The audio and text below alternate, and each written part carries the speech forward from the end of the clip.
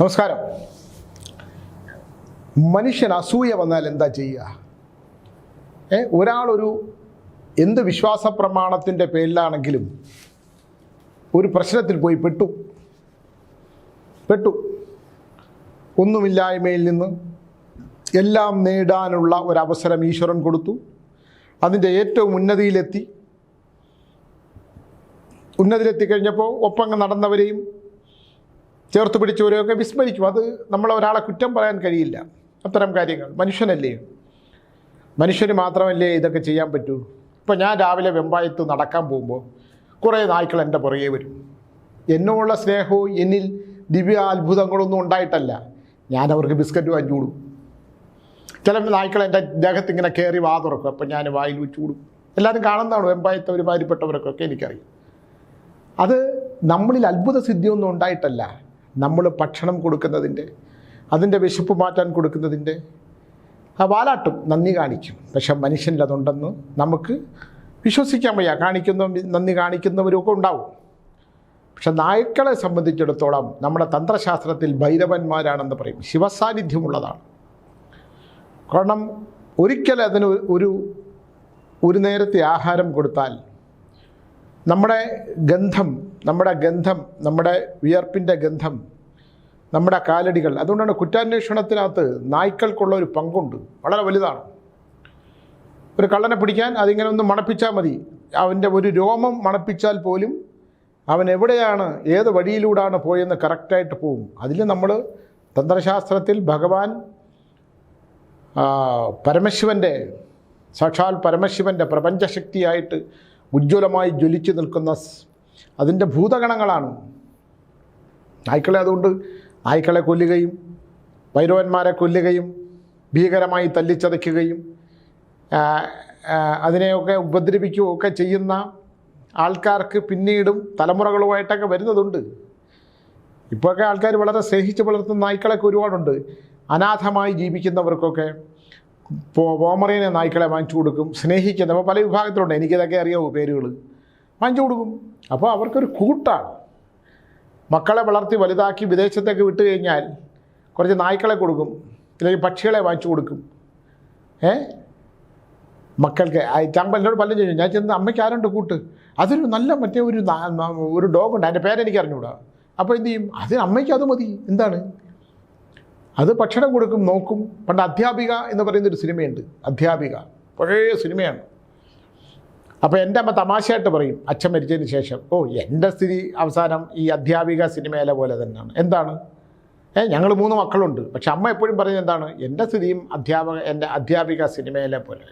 രാഗിണിയാണെന്ന് തോന്നുന്നു. രാഗിണി എന്ന് പറഞ്ഞാൽ ശോഭനയുടെ അമ്മായി ആയിട്ടുള്ള സ്ത്രീയാണ് ആ റോൾ അഭിനയിച്ചത്.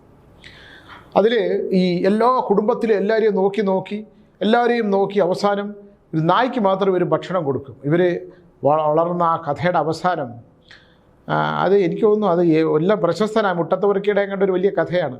അത് ആണെന്ന് എനിക്ക് തോന്നുന്നു. അക്കാലത്ത് വളരെ പ്രശസ്തനായിട്ട് ജനപ്രിയ എഴുത്തുകാരിൽ പ്രധാനപ്പെട്ട ഒരാളുടെയാണ്. അപ്പോൾ ഈ അധ്യാപിക അവസാന കാലത്ത് തളർന്ന് കിടക്കുക, ഒന്നും നിവർത്തിയില്ലാതെ വെള്ളത്തിന് വിളിക്കുമ്പോൾ അതുവരെ വളർത്തിയ നായ് പോയി ഒരു പാത്രം കടിച്ചെടുത്ത് ഒരു കപ്പ് വെള്ളം മുക്കിയെടുത്ത് ഈ അധ്യാപികയുടെ അടുത്ത് കൊണ്ടുപോകുന്ന ഒരു സീനുണ്ട്. ഇത് ഒരുപാട് പേർക്കൊരു നിമിത്തമാണ്. കാലങ്ങളൊക്കെ മാറി ശാസ്ത്രമൊക്കെ പുരോഗമിച്ച് ശാസ്ത്രം ലോകവും ഇന്ത്യയും കേരളവും ഒക്കെ ലോകത്തിൻ്റെ ഭൂപടങ്ങളിൽ വിസ്മൃതിയിൽ നിന്ന് അത് വളരെ പ്രശസ്തമായി നിൽക്കുമ്പോഴും ഇത്തരം കഥകളൊന്ന് ഓർമ്മിക്കുന്നത് നല്ലതാണ്. വിദേശത്തേക്ക് പോകുന്ന മക്കൾ ഇല്ലേ, അപ്പോൾ അമ്മയ്ക്ക് നന്ദിയുണ്ട്. അമ്മ ഞങ്ങളെ വളർത്തി വിദേശത്തൊക്കെ വിട്ടപ്പോൾ ഞാനൊരു പാത്രം പിച്ചള പാത്രം വാങ്ങിച്ചു കൊടുത്തു, ഒരു നായയെ വാങ്ങിച്ചു കൊടുത്തു എന്ന് പറയുന്ന തരത്ത് അങ്ങനെയെങ്കിലും പറയുന്ന മക്കളെങ്കിലും ഉണ്ടല്ലോ എന്ന് ഞാൻ ആശ്വസിക്കുന്നുണ്ട്. ഇത് ഞാൻ പറയാനുള്ളൊരു കാരണം, നമ്മളെ നടൻ ജയറാമിനോട് നമുക്ക് ഇഷ്ടമൊക്കെ ഉണ്ട്. എനിക്ക് അദ്ദേഹം എൻ്റെ ശത്രുവൊന്നുമല്ല. പക്ഷെ അദ്ദേഹത്തെക്കുറിച്ച് ഞാനൊരു പ്രോഗ്രാം ചെയ്തു. അത് ചെയ്തത് എന്താണ്? അദ്ദേഹത്തിന് ഇവിടുന്ന് പോയ ഉണ്ണികൃഷ്ണൻ പോറ്റി എന്ന് പറയുന്ന അദ്ദേഹം, കള്ളനെന്നൊന്നും ഞാൻ പറയില്ല, കാരണം കള്ളൻ എന്ന് പറഞ്ഞാൽ നമ്മളെല്ലാവരും കള്ളന്മാരായിട്ട് എടുക്കേണ്ടി വരും. അപ്പോൾ അദ്ദേഹം കള്ളനല്ല, അദ്ദേഹം അതിൽപ്പെട്ട ഒരാൾ. ഏതിലാണോ പോയി പെട്ടത് അതിലൊരാൾ.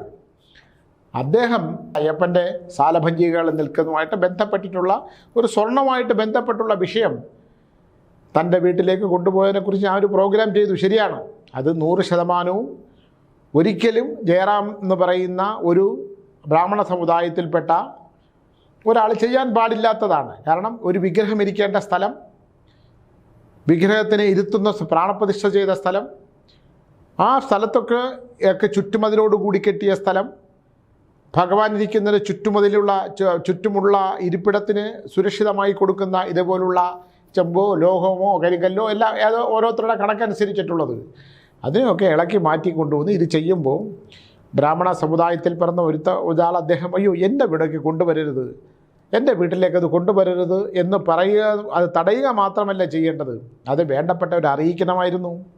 അതിന് പകരം ജയറാം എന്താണ് ചെയ്തത്? അദ്ദേഹം തമിഴ്നാട്ടിലെ കുറേ ആൾക്കാരെ കൂടെ അദ്ദേഹത്തിൻ്റെ സുഹൃത്തുക്കളെ വിളിച്ചു വരുത്തി വീട്ടിൽ വെച്ച് പൂജ പരിഹാരങ്ങളൊക്കെ ചെയ്ത് ഞാൻ ഒരു എപ്പിസോഡ് ചെയ്തു, നമ്മൾ DNA പ്രേക്ഷകർ കണ്ടു കാണും.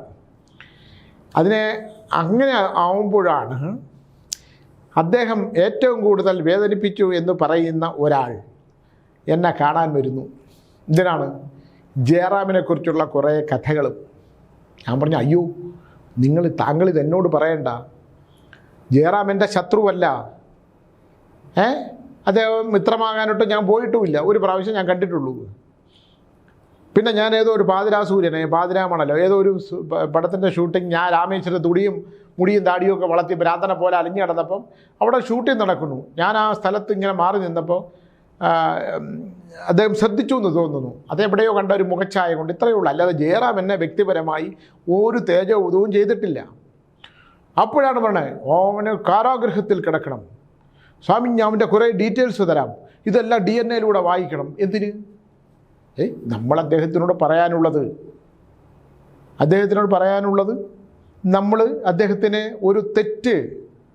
ഒരു ബ്രാഹ്മണ സമുദായത്തിൽപ്പെട്ട ഒരാൾ ഒരിക്കലും ചെയ്യാൻ പാടില്ലാത്തൊരു കാര്യം, എന്ത് നേട്ടങ്ങൾക്ക് വേണ്ടിയാണ് ചെയ്തതെങ്കിലും പുണ്യം കിട്ടുമെന്ന് വിചാരിച്ച് ചെയ്തതാണെങ്കിലും അത് ചെയ്യരുതായിരുന്നു എന്ന് ഓർമ്മിപ്പിച്ചതേ ഉള്ളൂ നമ്മൾ.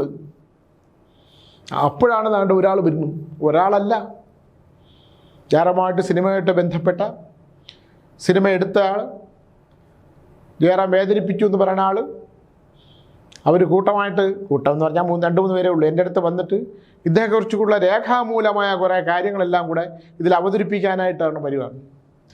ഞാൻ പറഞ്ഞു അയ്യോ അതൊന്നും സാധിക്കില്ല, ഇതൊക്കെ നിങ്ങൾ ബിസിനസ് പരമായിട്ടുള്ള വിഷയമാണ്. ജയറാമിൻ്റെ വളർച്ചയിൽ നിങ്ങൾക്ക് അസൂയല്ലെന്ന് പറയാൻ പറ്റൂ? അങ്ങനെയല്ല, പിന്നെ എങ്ങനെ? അദ്ദേഹം തെറ്റ് ചെയ്തു. എന്ത് തെറ്റാണ്? കടത്താൻ പാടില്ലാത്ത, ഞാൻ നേരത്തെ പറഞ്ഞല്ലോ, സാധനം കൊണ്ടുവന്നു, തെറ്റ് ചെയ്തു. ആ തെറ്റ് നമ്മൾ ചൂണ്ടിക്കാണിച്ചു, തീർന്നു. അത് ചിലപ്പോൾ അദ്ദേഹത്തിൻ്റെ ശരിയായിരിക്കും. നമ്മൾ തെറ്റെന്ന് കരുതുന്നത് പലതും അത് ചെയ്യുന്നവന് ശരിയായിരിക്കും. ആ ശരിയാണെന്ന് വിചാരിച്ച തെറ്റാണെന്ന് പറയുമ്പോൾ മാനസികമായി അതിന് പരിവർത്തനം സംഭവിച്ച് അത് തെറ്റായിരുന്നു, ചെയ്യാൻ പാടില്ലായിരുന്നു എന്ന് അയാൾ തിരുത്തപ്പെടുമ്പോൾ, പണ്ടെങ്ങാനോ അയാളുമായിട്ട് ശത്രുത ഉണ്ടായിരുന്ന കുറേ പേര് വന്നിട്ട് ഇതൊക്കെ ജയറാം ചെയ്തിട്ടുണ്ട്, ഇതുകൂടെ DNA അങ്ങോട്ട് വായിക്കാൻ പറഞ്ഞാൽ അത് ബുദ്ധിമുട്ടാണ്. സുഹൃത്തുക്കളെ, അങ്ങനെയൊന്നും നമുക്ക് ഒരാളെക്കുറിച്ച് പരദൂഷണം പറയുന്ന ഒരു ചാനലല്ല ഇത്. പ്രത്യേകിച്ച് ഞാൻ പറയില്ല. എന്തിനാണ് പറയുന്നത്? നമുക്കെല്ലാം തന്നെ കണ്ടില്ല, ഒരാൾക്ക് നേരെ വിരൽ ചൂണ്ടുമ്പോൾ 3 വിരലുകൾ ആർക്ക് നേരെയാണ്? നമുക്ക് നേരെയാണ്. കുറ്റങ്ങളും കുറവുകളും ഇല്ലാത്ത മനുഷ്യരില്ല, അബദ്ധങ്ങളും തെറ്റുകളും ചെയ്യാത്ത മനുഷ്യരില്ല. ശരികളാണെന്ന് വിചാരിച്ച് ചെയ്യുന്നതൊക്കെ തെറ്റുകളായിട്ട് വരും. അപ്പോൾ നമ്മൾ എന്തിനാണ് ഒരാളെ അങ്ങനെ കുറ്റപ്പെടുത്തണമെങ്കിൽ നീ പരിപൂർണനായിരിക്കണം, അല്ലേ? പാപം ചെയ്യാത്തവർ കല്ലെറിയട്ടെ എന്ന് പറഞ്ഞ പോലെ എന്താണ് പറഞ്ഞത്? ഇതിൽ പാപം ചെയ്യാത്ത ആരെങ്കിലും ഉണ്ടെങ്കിൽ അവർ കല്ലെറിഞ്ഞോളൂ എന്ന് പറയുമ്പം കല്ലുകൾ പോലും സ്തംഭിച്ചു പോയി കേട്ടുണ്ടാവും. അപ്പോൾ നമ്മൾ ഒരാളെ കുറ്റപ്പെടുത്തുമ്പോൾ ആ കുറ്റപ്പെടുത്താനുള്ള യോഗ്യത നമുക്കുണ്ടോ എന്ന് നോക്കണം, നല്ലതാണ്. അപ്പോൾ അതിലൊരാൾ പറഞ്ഞത് ജയറാമിന് കാരാഗൃഹവാസം, അവൻ ജയിലിൽ കിടക്കുന്നത് കാണണം. ആ സിനിമയുടെ ലോകത്ത് ഞാൻ ഡേറ്റിന് വേണ്ടി 10 പ്രാവശ്യം കഥ പറയാൻ പോയിട്ടും അയാൾ എനിക്കൊരു ഡേറ്റ് തന്നില്ല, എൻ്റെ ജീവിതം നശിപ്പിച്ചു, അത് അവസാനം ഔട്ടായപ്പോൾ ഞാൻ പറഞ്ഞു നിങ്ങളൊരു കഥ പറഞ്ഞു, അത് അദ്ദേഹത്തിന് ഇഷ്ടപ്പെട്ടില്ല. അദ്ദേഹത്തിന് ഇഷ്ടപ്പെടാത്തതുകൊണ്ട് അദ്ദേഹം ജയിലിൽ കിടക്കണോ? അദ്ദേഹം കാരാഗൃഹത്തിൽ കിടക്കണോ? എന്താണ് സുഹൃത്തെ പറയുന്നത്? എന്ന് ആലോചിക്കണം. എവിടെ വന്ന സ്ഥലമൊന്നും ഞാൻ പറയുന്നില്ല. വെമ്പായം വരെ എന്നെ അന്വേഷിച്ച് വന്നിരിക്കുന്നു. ഒരാളെ കൊണ്ട് വിളിച്ച് ഒരാളോട് വിളിച്ചു, സ്വാമിയുടെ ഒരു കഥയുടെ ആവശ്യത്തിനാണ്. ഞാൻ സിനിമയിൽ കഥയൊന്നും എഴുതണില്ല, ഞാൻ ദിഗംബരൻ്റെ ഒരു സ്ക്രിപ്റ്റ് എഴുതി കൊടുത്തിട്ടുണ്ട്, വിവേകിന് എഴുതി കൊടുത്തിട്ടുണ്ട്. പിന്നെ ഞാൻ കാദംബരി എന്നൊരു സിനിമ നമ്മളൊരാൾക്ക് എഴുതി കൊടുത്തിട്ടുണ്ട് തമിഴിൽ. അത് അത്രയും കൊണ്ട് എനിക്ക് വേറെ സിനിമ താല്പര്യമില്ല. താല്പര്യമില്ല. വേണമെങ്കിൽ കഥ നോവലുണ്ട്. അതുകൊണ്ട് ഇപ്പോൾ കഴിഞ്ഞ ദിവസം ഒരാൾ വന്നപ്പോൾ ഞാൻ പറഞ്ഞു എൻ്റെ ഒരു നോവൽ ഉണ്ട്, അത് വേണമെങ്കിൽ വായിച്ചോളൂ. വായിപ്പിച്ചപ്പോൾ വായിച്ചതിന് ശേഷം അദ്ദേഹം പറഞ്ഞു അതെ എനിക്ക് താല്പര്യമില്ല, അത് സ്വാമി എന്തെങ്കിലുമൊക്കെ എഴുതി വെച്ചേക്കണം. പിന്നെ എന്തെങ്കിലുമൊക്കെ എഴുതണം നമ്മൾ, അത് വേണമെങ്കിൽ എടുത്താൽ നമുക്ക് വല്ല ഒന്നും നമ്മൾ ആരുടെയെങ്കിലും പറയുക ഇതൊന്നും വായിച്ചു നോക്കി സിനിമയാക്കാൻ പറഞ്ഞു. താങ്കൾ എന്നും ഒരു കഥയുണ്ടാക്കി ജയറാം സൂപ്പർ സ്റ്റാറായിട്ട് നിൽക്കുന്ന സമയത്ത് പോയി വായിച്ചു, തന്നെ 10 വട്ടം വളർത്തി ജയറാം. അത് എല്ലാ പുള്ളി എന്ന് മാത്രമല്ലോ, മലയാളത്തിലെ എല്ലാ സിനിമാ നടന്മാരും ഏകദേശം, മമ്മൂട്ടിയൊക്കെ എനിക്ക് തോന്നുന്നത് താല്പര്യമില്ല, ഇല്ലെങ്കിൽ താല്പര്യമില്ലാത്ത പറയുമായിരിക്കും, ഇല്ലെങ്കിൽ മറ്റാരെങ്കിലും മേക്കപ്പ് ചെയ്യുന്ന ആൾ കൊണ്ടും അങ്ങനെയുള്ള അദ്ദേഹത്തിന് പിന്നെ സൗഹൃദമുള്ള ആരെങ്കിലും കൊണ്ടുവന്ന് വായിച്ച് നോക്കാൻ പറഞ്ഞിട്ട് ഉത്തമമാണോ തോന്നിയ ചെയ്യും. അങ്ങനെയൊക്കെയാണല്ലോ സിനിമ. നമ്മൾ ഇപ്പോൾ ഒരാൾ കഥ തിരഞ്ഞെടുക്കുമ്പോൾ ഇപ്പോൾ തന്നെ മമ്മൂട്ടി വേണ്ടാന്ന് വെച്ച് എത്രയോ നല്ല സിനിമകൾ മോഹൻലാൽ ചെയ്തു, മോഹൻലാൽ വേണ്ടാന്ന് വെച്ച് എത്രയോ സിനിമകൾ മമ്മൂട്ടി ചെയ്തു. ഇവരൊന്നും വേണ്ടാന്ന് വെച്ച് സിനിമകൾ മറ്റാരെങ്കിലും ഒക്കെ ചെയ്ത് ഹിറ്റാക്കിയിട്ടില്ല. അതങ്ങനെയാണല്ലോ. നമ്മൾ ഈ ഒരാളെ അപ്പോൾ ഇദ്ദേഹം ഒരാളെ ഒന്നും പറഞ്ഞിട്ട് കാര്യമില്ല. അപ്പോൾ ഈ വന്നവർക്ക് എന്നെ സംബന്ധിച്ചിടത്തോളം അവരുടെ കയ്യിൽ ഒരു രേഖകളൊക്കെ ഉണ്ട്. ഇയാളെ കഥ പറഞ്ഞതോ സിനിമ എടുക്കാൻ പോയതോ അഡ്വാൻസ് കൊടുത്തതോ അത് കിട്ടാത്തതോ ഒക്കെ ആയിട്ടുള്ള വലിയ ഭീകരമായ വിഷയങ്ങളാണ്. പക്ഷെ അവരുടെ ആവശ്യം ജയറാം കാരാഗൃഹത്തിൽ കിടക്കണം. അവർ കാരാഗൃഹത്തിൽ കിടക്കും. സ്വാമി നിങ്ങളിത് പറഞ്ഞില്ലെങ്കിലും നോക്കിക്കോളൂ, ചെയ്ത ദ്രോഹത്തിന് പാപത്തിന് അയാൾ കാരാഗൃഹത്തിൽ കിടന്നേ പറ്റൂ. എനിക്കത് കേൾക്കാൻ പോലും താല്പര്യമില്ല. ഞാൻ പറയും നമുക്ക് മറ്റെന്തെങ്കിലും വിഷയമുണ്ടോ, നിങ്ങൾ ഇത്രയും ദൂരത്തെ വന്നോട്ട് പറയുകയാണ്, എനിക്കിതൊന്നും ചെയ്യാൻ പറ്റില്ല. എനിക്ക് അയാൾ ചെയ്തതിനെക്കുറിച്ച് നമ്മളൊന്ന് സംസാരിച്ചു എന്നുള്ളത് ജയറാമിനോട് വ്യക്തിപരമായ ഒരു വൈരാഗ്യമില്ല. ദൈവത്തെ ഓർത്ത് ഇതൊക്കെ ഞങ്ങൾ ഇവിടെ മറുനാടൻ ഷാജനെ ഞാൻ ഷാജൻ കൊണ്ടുപോയത് ഉടനെ അടിയോ നിങ്ങൾ വിചാരിക്കുന്നുണ്ടോ? അങ്ങനെയൊന്നും നിങ്ങൾ രേഖ കൊടുത്തു എന്ന് പറഞ്ഞാൽ നിങ്ങൾ വ്യക്തി വൈരാഗ്യം തീർക്കാൻ യൂട്യൂബ് ചാനലുകളെ ഉപയോഗിക്കാതിരിക്കുക. ഒക്കെ ചെയ്യുന്നവരെ കാണും. ഇപ്പം എനിക്കതിനെ 11 എപ്പിസോഡ് ചെയ്ത് വല്ല കാര്യമുണ്ട്, അത് ഫാബ്രിക്കേറ്റഡ് ആണെന്ന് പോലീസ് റിപ്പോർട്ട് കൊടുത്തു. അതൊക്കെ ആൾക്കാരെ നശിപ്പിക്കാനൊക്കെ ശ്രമിക്കുക. അതിനെയൊക്കെ നമ്മൾ അതിജീവിക്കാനുള്ളൊരു ഊർജ്ജമല്ലേ വേണ്ടത്. അല്ലാതെ ഒരാൾക്ക് ഒരു തളർച്ച ഉണ്ടാകുമ്പം അയാളോട് പകയുണ്ടെങ്കിൽ വന്ന് ഇതൊക്കെയാണ് ചെയ്യേണ്ടത്. പിന്നെ ജയറാം കാരാഗൃഹത്തിൽ കിടക്കാനുള്ള യോഗമുണ്ടെങ്കിൽ, ഇപ്പോൾ ജയറാം അതിൻ്റെ സ്വർണ്ണപ്പാളി വല്ലതും ഇളക്കി എടുത്തിട്ടുണ്ടെന്ന് ഈ ഉണ്ണികൃഷ്ണൻ പോറ്റി പറഞ്ഞാൽ അദ്ദേഹം കാരാഗൃഹത്തിൽ കിടക്കും. അതിന് നമുക്ക് ആർക്കൊന്നും ചെയ്യാൻ പറ്റില്ല. പക്ഷെ ഇയാൾ ഇളക്കി ഒടിച്ചെടുത്തിരിക്കണം, എടുത്തു കൊടുക്കണം. അതിൻ്റെ പാളി വാങ്ങിച്ച് മുറിച്ചെടുത്ത് കൊടുത്തിട്ടുണ്ടെങ്കിൽ ചിലപ്പോൾ അത് സംഭവിക്കാം. അത് നമുക്ക് അറിഞ്ഞൂടല്ലോ അതിനെക്കുറിച്ച്. പക്ഷേ ജയറാമിനോട് വ്യക്തിവൈരാഗ്യം തീർക്കാൻ ഇങ്ങോട്ട് വന്നാൽ അത് ഇവിടെ ഒന്നും DNA ചാനൽ വഴിയൊന്നും അങ്ങനെയൊന്നും പറയില്ല. നമുക്ക് ബോധ്യപ്പെടാത്ത ഒരു കാര്യങ്ങളും പറയില്ല സുഹൃത്തെ. അങ്ങനെ നിങ്ങൾ വിചാരിക്കുകയും വേണ്ട. അപ്പം ഞാൻ ചോദിക്കണം, മനുഷ്യൻ്റെ ഒരു പകയെ ഇയാൾ ഒരു കഥ പറയാൻ ചെന്നപ്പം അങ്ങനെ ഡേറ്റ് കൊടുത്തില്ല, അങ്ങനെ കഥ ഇഷ്ടപ്പെട്ട് കാണത്തില്ല.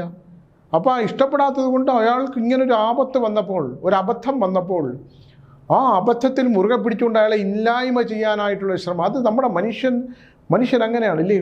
മനുഷ്യനെങ്ങനെ എന്ത് താഴെത്തട്ടിലേക്കാണ് മനുഷ്യൻ അതപ്പതിച്ച് പോകുന്നത്. അപ്പോൾ ഞാൻ ഒരു അമ്മയുടെ കാര്യം ഞാനിങ്ങനെ ഈ അമ്മ നൊന്ത് പ്രസവിച്ച മക്കളോട് ചില അമ്മമാർ കാണിക്കുന്നത് ഞാനിങ്ങനെ ഓർത്തു പോവുകയാണ്. അച്ഛനോട് കല്യാണം കഴിച്ചുകൊണ്ട് വന്ന ഭാര്യ, കല്യാണം കഴിച്ച ഭർത്താവ്, ഇവർക്ക് കുട്ടികളുണ്ടാകുന്നു. ആധിപത്യം പുരുഷൻ്റെ ചില തീരുമാനങ്ങൾക്കനുസരിച്ച് ജീവിക്കുന്ന ഭാര്യമാരും ഭാര്യയുടെ ചില തീരുമാനങ്ങൾക്കനുസരിച്ച് ജീവിക്കുന്ന ഭർത്താക്കന്മാരും ഉണ്ട് ഇല്ലേ. അപ്പോൾ പക്ഷേ ഭാര്യ അധികാര സ്ഥാനത്തിലേക്കാണ്. നിങ്ങളവിടെ ഉണ്ടായിരിക്കും, നിങ്ങൾ കൂടെ സംസാരിക്കുകയൊന്നും വേണ്ട. ചില സർക്കാരിലെ വലിയ ഇരിപ്പിടത്തിരിക്കുന്നവരും വലിയ മീശയൊക്കെ വെച്ച പോലീസ് ഉദ്യോഗസ്ഥന്മാർ, എനിക്കറിയാവുന്നൊരു പോലീസ് ഉദ്യോഗസ്ഥനുണ്ട്. എനിക്ക് അവളോട് വഴക്ക് കൂടാനൊന്നും വയ്യ സ്വാമി അവിടെ സ്വാമി എന്നല്ല പറയണേ, സുനിലെ എനിക്ക് ഒന്നും പറ്റൂല, സുനിൽ വേണമെങ്കിൽ അന്ന് അവരുടെ അടുത്ത് പറ. നമ്മൾ ഞെട്ടിപ്പോവും. കണ്ടോ ഭയങ്കര മീശയൊക്കെ വെച്ച് വലിയ ഫോട്ടോയൊക്കെ വെച്ച് മറ്റേ ക്രോസ് ബെൽറ്റൊക്കെ ഇട്ട് കള്ളന്മാരെ കുനിച്ച് നിർത്തിയിടിക്കണ അങ്ങനെ എനിക്ക് അതും ആണ്. അവിടെയാണ് നിങ്ങൾ എവിടെ പോകണു, മീശ താഴ്ത്തി വെച്ച് ചിലപ്പോൾ സംസാരിക്കും. ഇത് കോമഡിയല്ലേ, ഇത് നമ്മൾ മുമ്പിൽ കാണുന്ന ചില സത്യങ്ങളാണ്. അങ്ങനെയുള്ള ഒരു ഭാര്യ കുടുംബം ഒക്കെ ഉണ്ട്.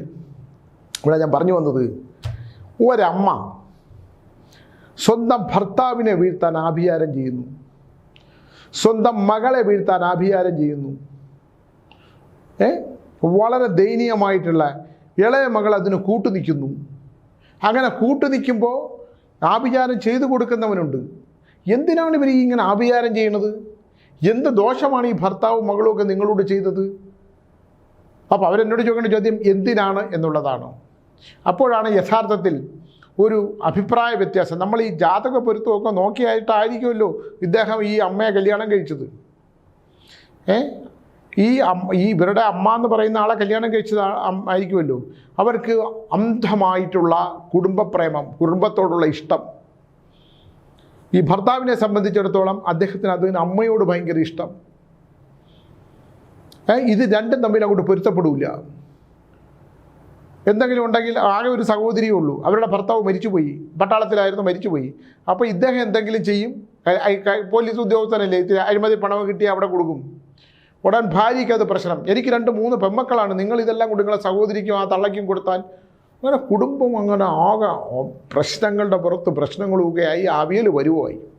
സമാധാനവും ശാന്തിയില്ല. ഇദ്ദേഹം റിട്ടയർമെൻറ്റിന് 8 മാസം ഉള്ളപ്പോൾ ആണ് ഈ വിഷയം അങ്ങനെ മൂർധന്യാവസ്ഥയിലാവണേ. എന്താണ്? ഈ അമ്മ ഒരു ആഭിചാരം ചെയ്യിപ്പിച്ചു. ആർക്കെതിരെ? ഈ ഭർത്താവിൻ്റെ അമ്മയ്ക്കെതിരെ. ഇവരില്ലാത്ത സമയത്ത് അവിടെ പോയി അമ്മായി അമ്മയുടെ മുടി മുറിച്ചെടുക്കുകയോ അമ്മായി അമ്മയുടെ വീണ മുടി എടുത്തുകൊണ്ട് വരികയോ ഒക്കെ ചെയ്ത് അവിടെ ഒരു കുഞ്ഞിരാമന് കൊടുത്ത് കുഞ്ഞിരാമ ഇതെല്ലാം കൂടെ ആഭിചാരം ചെയ്ത് എന്തായാലും അമ്മ വീണു, പക്ഷെ മരിച്ചില്ല. ഏതോ അവിടെ മറ്റേ വലിയ ആൾ പ്രത്യക്ഷപ്പെട്ട് പറഞ്ഞു, ഇവർക്ക് ആഭിചാരം ചെയ്ത് കിടത്തിയേക്കാണ്, ഇത് ഇന്നയാളാണ്. അദ്ദേഹത്തിന് അറിയാം ഈ അമ്മയമ്മ മരുമോൾ പ്രശ്നം. ഇവിടെ കുടുംബകലമായി പ്രശ്നങ്ങളായി നിവർത്തിയില്ലാതാവുമ്പോഴാണ് എൻ്റെ മുമ്പിൽ ഈ വിഷയം വരുന്നത്. അപ്പം ഞാൻ പറഞ്ഞു, ഒന്നും എനിക്ക് ആഭിചാരത്തിൽ വിശ്വാസമില്ല എന്ന് പറഞ്ഞാൽ, എനിക്ക് വിശ്വാസം എന്ന് പറഞ്ഞാൽ എനിക്ക് ബോധ്യപ്പെടാവുന്ന കാര്യമേ ഞാൻ പറയാൻ പറ്റുള്ളൂ എന്ന് വിചാരിച്ചാൽ അതില്ലാന്ന് ഞാൻ പറയണില്ല, ചെയ്യുന്നവർ കാണും. അപ്പോൾ കുടുംബത്തെ രക്ഷിക്കണം. ആ പെൺകുട്ടിയാണെങ്കിൽ, മൂത്ത പെൺകുട്ടിയാണെങ്കിൽ വിവാഹം നിശ്ചയമായിട്ട് നിൽക്കുവാണ്. ആ വിവാഹ നിശ്ചയം കഴിഞ്ഞ പെൺകുട്ടി പറഞ്ഞു, ഇങ്ങനെ ഒരു വീട്ടിലേക്ക് എങ്ങനെയാണ് ഒരു പുരുഷൻ വന്ന് കയറുക? സാധാരണ തിരിച്ചാണ് ചോദിക്കുക. ഈ അമ്മയാണ് ഈ ഓടും അടുക്കത്തില്ല. ഞാൻ അവരോട് സംസാരിച്ചപ്പം സ്വാമിയുടെ പ്രോഗ്രാമൊക്കെ ഞാൻ DL കാണുന്നുണ്ട്, പക്ഷേ ഈ മനുഷ്യനുണ്ടല്ലോ, അദ്ദേഹം പാവം ഇങ്ങനെ മീശം വെച്ചുകൊണ്ടിരിപ്പുണ്ട്, ഈ മനുഷ്യനുണ്ടല്ലോ, ഇയാൾ കാണിക്കണം, ഇയാൾ ആ തള്ളയും ആ വിധമായ സ്ത്രീ ഉണ്ടല്ലോ, ആ ഭർത്താവ്, അവളെ ചുമ്മയല്ല അവളെ ഭർത്താവ് മരിക്കുന്നു. ഈ സ്ത്രീ ഇങ്ങനെ നാക്കിട്ടാൽ ഇങ്ങനെ പെണ്ണുങ്ങളുണ്ട്. നമ്മൾ ഉത്തരം മുട്ടിപ്പോവാൻ എന്നെ കൂടെ വല്ലതും പറയുമെന്ന് എനിക്ക് ഞാൻ പേടിച്ചു പോയി. ഞാൻ പറഞ്ഞു, അമ്മ ഒന്ന് അടങ്ങണം, ഞാൻ ഈ കാര്യം ഒന്ന് ചോദിച്ചോട്ടെ. എന്തിനടങ്ങണം സ്വാമി? സ്വാമി ഇത് അടിയന്നെ പോയി പറയണം കേട്ടോ. ഇതുപോലുള്ള മനുഷ്യന്മാരെ ഇതുപോലുള്ള ഓണം എന്ന് എനിക്കറിയും. ആ തള്ള ജ്വലിച്ച് ഒരു വാളും കൂടെ കൈ കൊടുത്താൽ സാക്ഷാൽ ഭദ്രകാളി ദേവി ഓടി രക്ഷപ്പെട്ടു. അങ്ങനെ ഒരു സ്ത്രീ. ഇവരെയൊക്കെ എങ്ങനെ സഹിക്കണമെന്നാണ് എനിക്കറിഞ്ഞുകൂടെ. എന്ത് പൊരുത്തം നോക്കിയാണ് ഇവരെ കല്യാണം കഴിപ്പിച്ചതെന്ന് എനിക്കറിഞ്ഞൂടെ. ഈ 3 മക്കളും ഉണ്ടായത്. നിശബ്ദനായും നിശ്ചലനായി ഇരുന്നു പോകുന്ന ഭർത്താവ്, നിസ്സഹായി നിൽക്കുന്ന മക്കൾ. അപ്പോൾ ഞാൻ ഈ ഇളയ കുട്ടിയോട് ചോദിച്ചു, ഈ അമ്മ ചെയ്യണതൊക്കെ, ഈ അമ്മ പറയണതൊക്കെ ശരി തന്നെ സ്വാമി? ഞാൻ എന്തിനാണ് അമ്മ ഇങ്ങനെ, അമ്മ ഇതാണ്.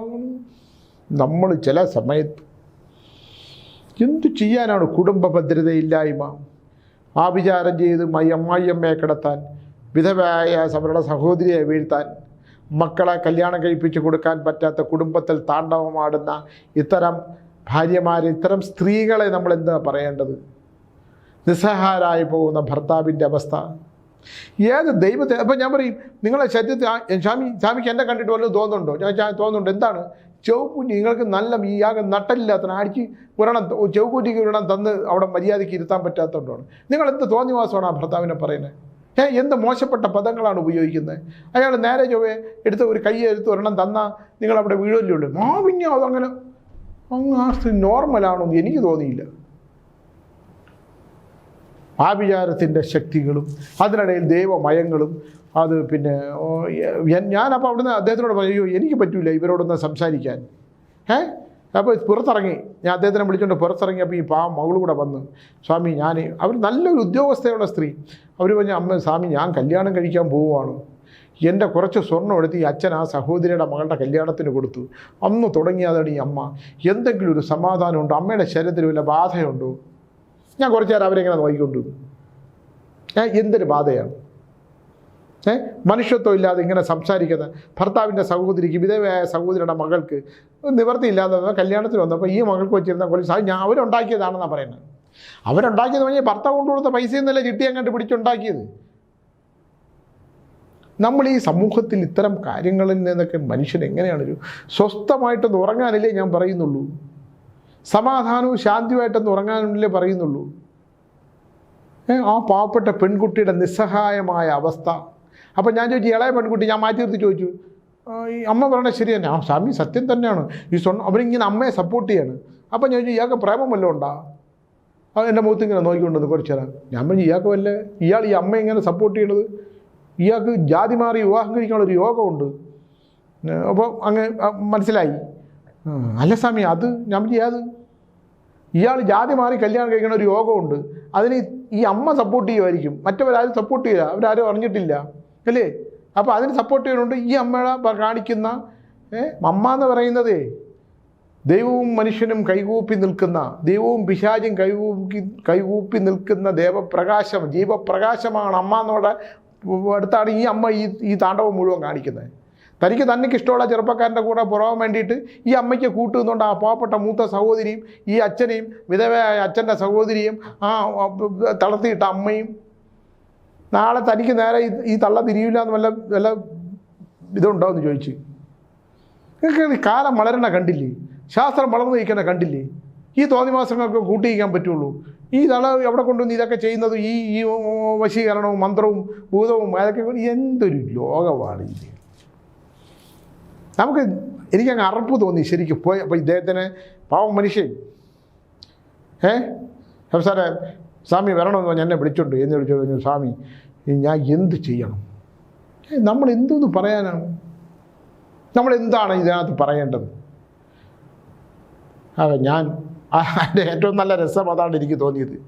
സ്വാമി ഞാൻ ശബരിമല, സ്വാമി ആ ജയറാമിനെ കുറിച്ച് പറയണം ഞാൻ കേട്ടു. ഞാൻ ശബരിമല എത്രയോ വർഷം ഞാൻ അവിടെ ചോദിച്ച് വാങ്ങിച്ച് ഇവിടെ പോയി ഡ്യൂട്ടി ചെയ്ത ആളാണ്. ഞാൻ ഈ വീട്ടിലോട്ട് വരാൻ പോലും എനിക്ക് പറ്റില്ല. കാരണം ഈ ഭാര്യയുടെ ശരീരത്തിൽ എന്തെങ്കിലും ഉണ്ടോ എന്ന് എനിക്ക് അറിഞ്ഞുകൂടാ. എന്നെ രക്ഷിച്ചതും എനിക്ക് സമ്പത്ത് തന്നതും എല്ലാം അയ്യപ്പനാണ്. അയ്യപ്പൻ എന്തിനാണ് എനിക്ക് എന്നെ ഇങ്ങനൊരു നിസ്സഹായമായ അവസ്ഥ വരുത്തിയത്? ഞാൻ പറഞ്ഞു അവിടെ നിന്ന് വല്ലതും അടിച്ചു മാറ്റിക്കൊണ്ട് വന്നിട്ടുണ്ടോ? സ്വാമി 10 പൈസ ഞാൻ എടുത്തിട്ടില്ല. ഞാൻ അവിടെ വീഴുന്ന ഭക്തരുടെ പൈസ പോലും കൊണ്ടിട്ടിട്ടേ ഉള്ളൂ. പിന്നെ എന്തിനാണ് നിങ്ങൾക്ക് ഇങ്ങനെ വന്നത്?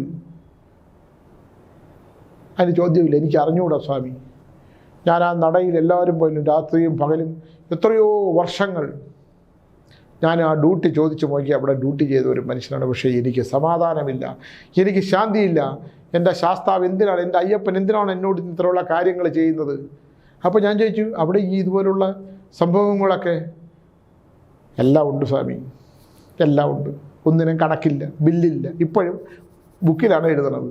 കമ്പ്യൂട്ടറൊക്കെ ഉണ്ട് അവിടെ, പക്ഷേ അവിടെ പലതിനും കണക്കില്ലാത്ത കാര്യങ്ങളാണ്. അവിടെ ചില പൂജാരി ഇവൻ ചെയ്ത പോലെ ആന്ധ്രയിലും മദ്രാസിൽ നിന്നൊക്കെ വരുന്ന വലിയ സ്വാമി ഭക്തന്മാരെ പണം വാങ്ങിച്ച് മുമ്പിൽ കൊണ്ട് നിർത്തി പൈസയും മേടിച്ച് അങ്ങനെയൊക്കെയുള്ള കാര്യങ്ങൾ ഞാൻ അതൊക്കെ ഉണ്ട്. എല്ലാം ഉണ്ട് സ്വാമി. ഞാനിതൊന്നും പോയിട്ടില്ല.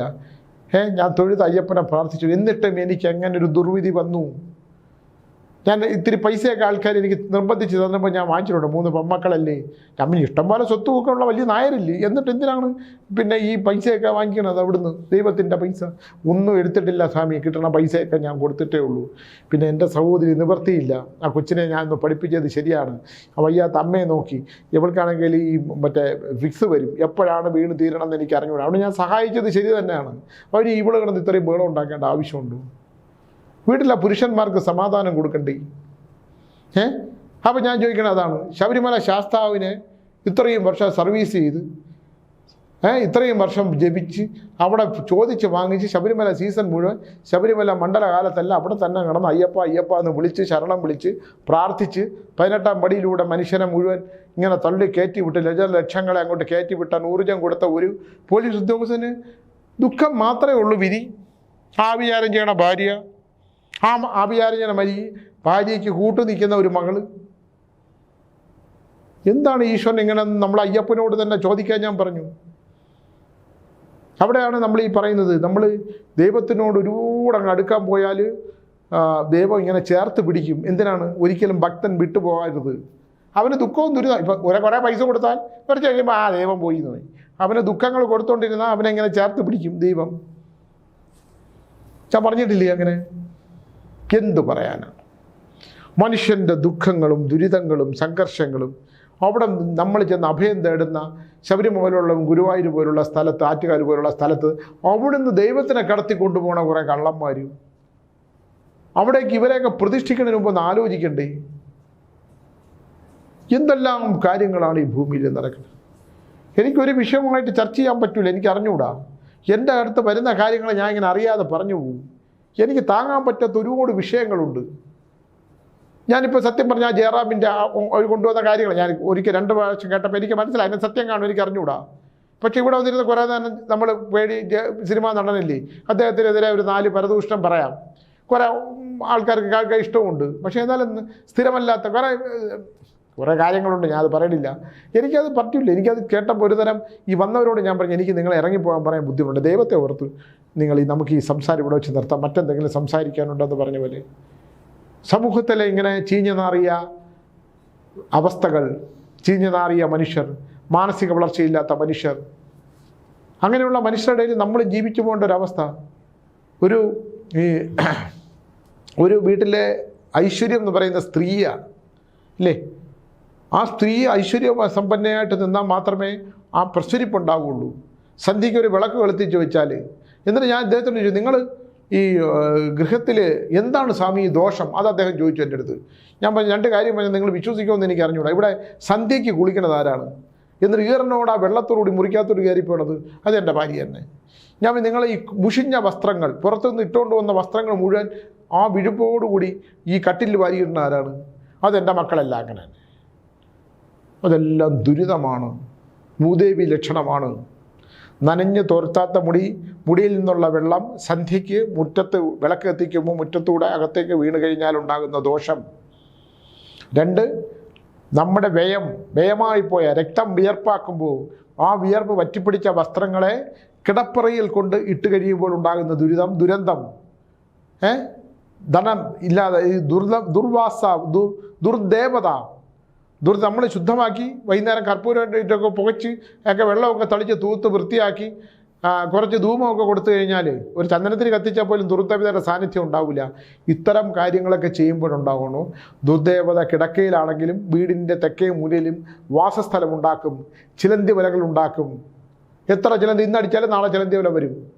ഇത്തരം വാസം നമ്മളെ മനസ്സിൻ്റെ കാരാഗ്രഹത്തിൽ പെട്ടുപോകുന്ന ഇത്തരം അവസ്ഥകളിൽ നിന്ന് മനുഷ്യനെ അതിജീവിക്കാൻ നമ്മൾ തന്നെ ആദ്യം ശരിയാവണം.